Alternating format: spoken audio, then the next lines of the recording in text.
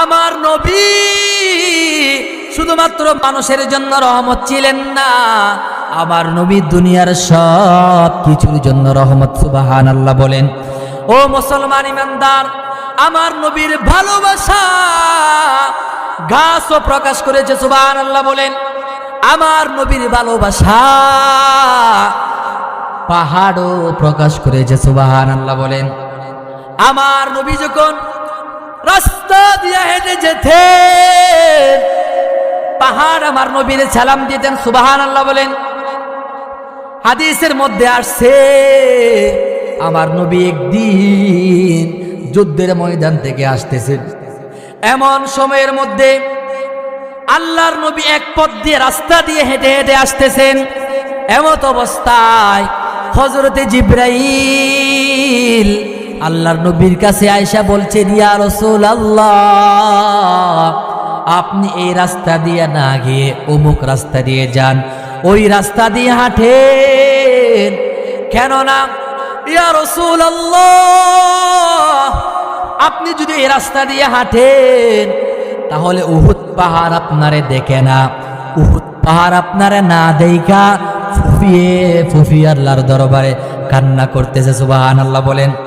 আল্লাহর নবীর মোহাব্বত উহুদ পাহাড়ের মধ্যে ছিল। আল্লাহর নবী উহুদ পাহাড়ের কিনারা দিয়ে হেঁটে যাচ্ছেন। হেঁটে যাওয়ার পরে বললেন, হাযা উহুদ ইউহিব্বুনি ওয়া উহিব্বুহু।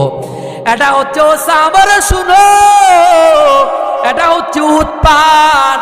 এই উহুদ পাহাড় আমারে মোহাব্বত করে, আমি উহুদ পাহাড়কে মোহাব্বত করি। সুবহানাল্লাহ বলেন। এই উহুদ পাহাড় আমারে সালাম দেয়, আমিও এই উহুদ পাহাড়ের সালামের জবাব দিই। সুবহানাল্লাহ বলেন। তাহলে মুসলমান ইমানদার, আমার নবীর মোহাব্বত একটা পাহাড়ের মধ্যেও ছিল, আমার নবীর মোহাব্বত গাছের মধ্যেও ছিল। সুবহানাল্লাহ বলেন। আমরা নবীর আশিক, আমাদের ভিতরে যদি নবীর মোহাব্বত না থাকে তাহলে বোঝা যাবে আমাদের থেকে পাহাড় বেশি উত্তম, আমাদের থেকে গাছ বেশি উত্তম। ঠিক কিনা বলেন? আমার নবীর পাথরে কিন্তু মোহাব্বত করেছে। ও মুমিন, আল্লাহর নবী একদিন হযরত আবু বকর, হযরত উমর রাদিয়াল্লাহু তাআলা আনহু এদেরকে লইয়া পাহাড়ি রাস্তার মধ্যে হাঁটতেছেন।